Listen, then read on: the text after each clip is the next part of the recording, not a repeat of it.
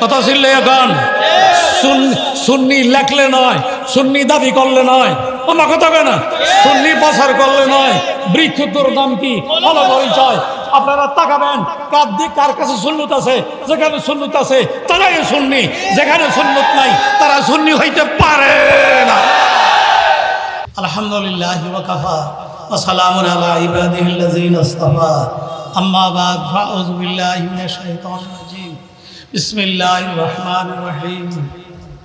ইন্নামাল মুমিনুনা ইখওয়া ফাআসলিহু বাইনা আখাওয়াইকুম ওয়াত্তাকুল্লাহ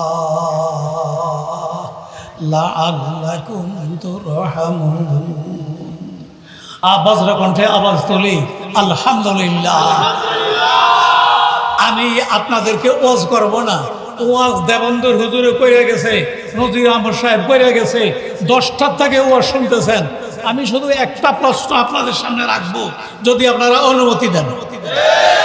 বলবো? সারা দিবেন আমার কথায়? আপনারা যেই জায়গাটায় বসেছেন এই জায়গাটার নাম কি? মাঠ মাঠ মাঠ যেটা বলছেন এই জায়গাটার নাম কি? এখানে একটা মাঠ থাকার কারণে আপনারা বসতে পেরেছেন, এই কথাটা সত্য কিনা?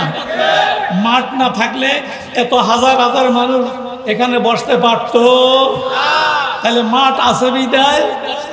খুব খেয়াল করে শোনেন, দেবন্দর হুজুরে ইশারায় বইলা গেছে আজকের পৃথিবীতে আমরা নামাজি, জাকিরিন, ইমানদাররা আছে বিদায় পৃথিবীর অস্তিত্ব টিকে আছে। তাহলে আমাদের কারণে পৃথিবী আছে, মাঠ আছে থাকলে ছেলেরা বিকেল বেলায় খেলতে পারে।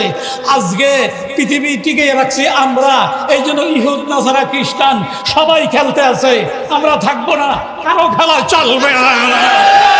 কথা কি রে? কথা কি রে? আমরা থাকবো না, কারো খেলা চলবে না।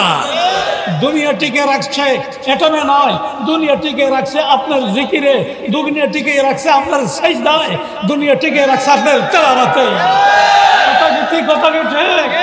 এই তেলাওয়াত করনেওয়ালা যতদিন থাকবে, জাকিরিন আল্লাহকে ডাকনেওয়ালা যতদিন থাকবে, এটা দেবন্দর হুজুরের ইশারা বলে গেছে, এবং নামাজি যতদিন থাকবে পৃথিবী ততদিন আমার আল্লাহকে আল্লাহ বলে ডাক দেওয়ার মতো একটা মানুষও যদি দুনিয়াতে থাকে দুনিয়া ধ্বংস হবে না। তাহলে দুনিয়া ইহুদ নাসারা টিকিয়ে রাখছে না আমরা টিকিয়ে রাখছি? বলতে শরম লাগে? দূরে বলেন। দুনিয়া পৃথিবী ইহুদ নাসারা টিকিয়ে রাখছে না আমরা টিকিয়ে রাখছি? তাহলে আমরা আছি বিদায় দুনিয়ার অস্তিত্ব আছে। যারা খেলাধুলা করতেছে, মাঠ খালি ভাইয়া খেলাধুলা করতেছে, আর মাঝে মাঝে আমাদেরকে একটু লাড়া দিয়ে দেখে, আমরা ঘুমো না সজাগ।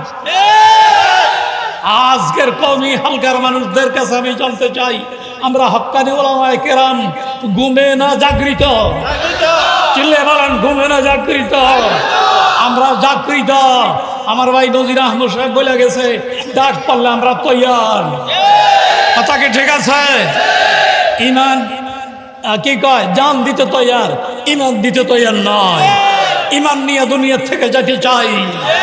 আল্লাহ আমাদেরকে ইমান নিয়ে যাওয়ার তৌফিক দান করুন। ইমান নিয়ে যাইতে পারলে কি হবে বলতে পারলাম না সময়ের অভাবে। আর রাত্র 10:30টায় মুনাজাত হয়ে যাওয়ার কথা, 10:30 বাজে গেছে, 2 মিনিট বাকি আছে। আমি আর কথা বললাম না।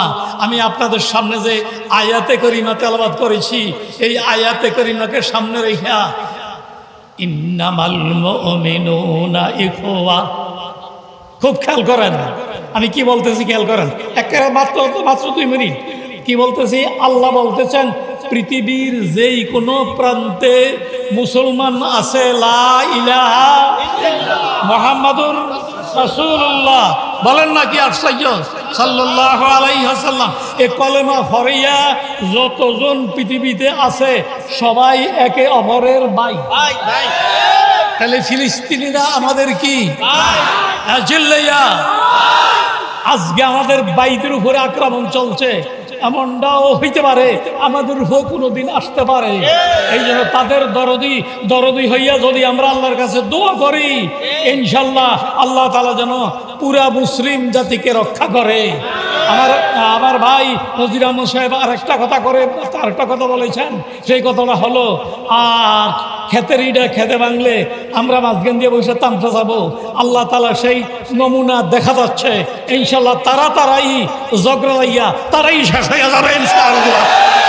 আমরা যদি ইমানের উপরে অটল থাকি, আমরা যদি নবীর তরিকায় অটল থাকি, তাইলে ইনশাআল্লাহ আমি হয়তো খারাপ হইতে পারি, আপনাদের মধ্যে নিশ্চয়ই একজন ভালো মানুষ আছে, সে যদি ভোর রাত্রে 2টা ফোঁটা পানি ফালাইতে পারে, তাহলে ইনশাআল্লাহ দোয়া কবুল। এটা সকলেই জানে। আমি যদি অযোগ্য হইয়া থাকি, কিন্তু যোগ্য ব্যক্তির নজর লাগছে। আমার কথা বলেন, আমি নিজে অযোগ্য হইলেও যোগ্য ব্যক্তির নজর লাগছে। এই জন্য আমার মতো ছোট মানুষ উজানির মতো মাহফিল পরিচালনা করতে পারতেছি। যদি আল্লাহর অলির নজর না থাকতো, অলিদের নজর না থাকতো, তাহলে এটা সম্ভব হতো না। আপনাকে ঠিক নেই ভাইয়া? আপনারা সকাল 10টার থেকে এ পর্যন্ত মেহনত করতেছেন। এই সম্মিলন গত বছর থেকে আরম্ভ হয়েছে, আমার মনে হয় গত বছর থেকে আরম্ভ হয়েছে। জিনার সহযোগিতায় জিনার অনুমতি আমরা এই সম্মিলন করতে পারতেছি। আমাদের শ্রদ্ধেয় এমপি সাহেব আমার লগে খুব অত্যন্ত খাতির। আমার বাড়িতে 3বার গেছে, বিনা দাওয়াতে 3বার গেছে। আমি কি কইছি শুনেন? আমি কইছি, স্যার আপনি মানুষ হিসাবে একটা মানুষের মধ্যে মানবিক যত গুণ থাকার দরকার, আপনার মধ্যে সব গুণ আছে, শুধু একটা নাই। বলেন তো কি নাই? আমরা এত মানুষের কথা কেন কি নাই? এটা কি উনি বুঝতে ভুল করছে নাকি? উনি ডাক্তার না, বড় শিক্ষিত না, আমি কল্যাণা নিছি দিয়া আমার ভাই, আমি দাওয়াতের কাজ করে নিছি। আমার মহব্বত করে, খুব বেশি আন্তরিকতার তার সঙ্গে। সে 3বার গেছে আমার বাড়িতে বিনা দাওয়াতে। আমার কথা হয় না? 3বার আমি আপ্যায়ন করেছি। আপনারা হয়তো ভাববেন যে হুজুর অমুসলিম আপ্যায়ন কেন করলেন। যে আমার দরবারে যে আসবে, সেই অমুসলিম হোক, খ্রিস্টান হোক, যাই হোক, আমার দরবারে আসে সে মেহমান। কথা কি ঠিক? তার সঙ্গে ব্যক্তির সঙ্গে হিংসা নাই। তার ধর্মকে, তার ধর্মের কাজকর্ম আমার ধর্ম পছন্দ করে না। আমরা ইসলাম মুসলমান যারা, আমরা তাদের ধর্মের কাজকর্ম পছন্দ করি না, কিন্তু ব্যক্তিকে আমরা হিংসা করি। কথা কি ঠিক আছে নাকি? ইসলাম আমি চাইছিলাম আজকে জনসমুদ্রে এই কথাটাই বুঝাবো, কিন্তু মানুষ চলে গেছে। দেবন্দ্র হুজুর ওয়াজের পরেই অনেকে চলে গেছে, নজির সাহেবের পরেও অনেকে চলে গেছে, তারপরেও 2-3 মাহফিলের মানুষ এখনো আছে। আপনারা আমাদের এই কওমি জলসা প্রতি বছর এই ময়দানে হোক। আপনারা শান্ত ইনশাল্লাহ, সবাই শান্ত ইনশাল্লাহ। আল্লাহর কাছে দোয়া করবেন, আল্লাহ তাআলা যেন আমাদেরকে প্রতি বছর এই সম্মিলনটা চালিয়ে যাওয়ার তৌফিক দান করে। যারা মেহনত করে, যারা পরিশ্রম করে, কত কষ্ট করতেছে ছাত্ররা, কত কষ্ট করতেছে উস্তাদরা, সভাপতি সাহেবরা। আমি তো সকলকে চিনি না, আমি গত বছর আসি নাই, এবারও আসতাম না। আমার প্রোগ্রাম ছিল নোয়াখালী, হঠাৎ কোনো এক কারণবশত আজকে সেই প্রোগ্রামটা বাদ গেছে। এটা সামনে করবে আর কি তারা। কথা বোঝেন নাই? এই জন্য আমি অবসর ছিলাম বিদায় মনে মনে সিদ্ধান্ত নিছি, এত বড় একটা কওমি সম্মিলন, এখানে অংশগ্রহণ করলে অন্তত মৃত্যুর দিন অন্তত এটুক দাবি করতে পারবো, রব্বুল আলামিন 16 আনা আমল না করলেও কি তোমার বন্ধাদের সঙ্গে একত্রিত হয়েছি, আশা করি নাজাতের ফয়সালা হবে। এই জন্য মনে মনে আসার খেয়াল করছি। এখান থেকে ফোনও গেছে যে হুজুর আসলে আমরা কি বলে বরণ করে নেব, আমরা খুশি হব। এই জন্য আমি এসেছি আপনাদের কাছে দোয়ার জন্য। আসলে আমি ক্লান্ত, মাজা ব্যথা, চেয়ারে বসে নামাজ পড়তে হয়, আলোচনা আর নয়। আমার কথা হইল শেষ কথা হইল, বৃক্ষ তোর দাম কি, ফলে পরিচয়। কথা ছিল এখন সুন্নি লেখলে নয়, সুন্নি দাবি করলে নয়, আমার কথা কেন, সুন্নি প্রচার করলে নয়, বৃক্ষ তোর দাম কি, ফলে পরিচয়।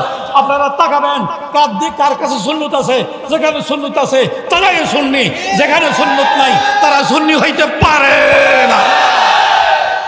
এবার আমার চেহারার দিকে একটু তাকান, আমার মাথা হইতে পা পর্যন্ত সুন্নত আছে কি নাই? সুন্নত আসেনি? সুন্নত আসেনি? সুন্নত আসেনি? তাইলে সুন্নি কারা? যারা সুন্নত হ্যাঁ তার জোরগণ জোরগণ একটা আমরা অনুমতি দিলে একটা কথা কই দেব একটা আমি যখন ছাত্র তখন কুমিল্লা চৌরাস্তায় কুমিল্লা চকবাজারের চৌরাস্তায় ভাইয়া কথা শোনেন কুমিল্লা চৌরাস্তায় এক ভদ্রলোক আমার জিজ্ঞাসা শার্ট পরানো প্যান্ট পরানো আমার শার্ট প্যান্ট পরানো না যায় আমি সেটা বলি নাই আমি একটা যেটা আমার লোকে বসছে সেটা বলতেছি গায়ে শার্ট প্যান্ট পরানো দাড়ি শেভ করা সে আমার জিজ্ঞাসা সালাম দিছে সালাম দিয়ে আমার জিজ্ঞাসা হুজুর আপনি শুন ওয়াবি না শুনবি ওয়াজ কিল্লাই বুঝেন না ওয়াজ বুঝেন না কিল্লাই ব্যক্তি আলেন ব্যক্তি বুঝে কে কইছে বুঝে না মাথে না আওয়াজ দেয় না আমার যেতে জিগায় হেতার গায়ে কি শার্ট প্যান্ট মুখে কি নাই আর যারে জিজ্ঞাসা তার শরীরে কি আছে হ্যাঁ বলেন তার শরীরে কি আছে তখন আমি তার জিজ্ঞাসা তখন আমি তার উত্তর দিলাম বাবা আপনি কে আমি আপনাকে চিনি না আমি শহর আমার কাছে আইছি আপনি আপনার কাছে আইছেন যার যার কাছ থেকে করবে আপনি যখন একটা প্রশ্ন করেই লাইছেন আমি ওয়াহাবি না সুন্নি তাহলে আপনার প্রশ্নের উত্তরটা তো আমার কমাজ কম দিতে হয় আপনি একটু তাকাইয়া দেখেন তো সুন্নত কি আপনার শৈল না আমার শৈল আপনি একটু তাকাইয়া দেখেন আপনি যদি শিক্ষিত হইয়া দেখেন তাহলে আপনি দিদিকে বলবে কে সুন্নি কে ওয়াহাবি আমার বলা লাগবে না এই কথা বলছি আরে আস্তে মাথা নিচের দিকে যাইয়ে আমার কথা কয় না এই জন্য আমি বলে থাকি সুন্নি বললে নয় সুন্নি লেখলে নয় সুন্নি স্লোগান দিলে নয় কথা কি ঠিক বড়া কলসি লড়ে না বড়া কলসি লড়ে না যার গায়ে সুন্নত আছে তার সুন্নি লেখার কি দরকার তার গায়ে সুন্নত আছে তার সুন্নি লেখার কি দরকার যারা এইসব লেখা লইয়া বাড়াবাড়ি করে মূলে তাদের কাছে কিছুই কি নাই সুন্নত নাই এই জন্য সুন্নত কারে কয় এটাও বুঝে না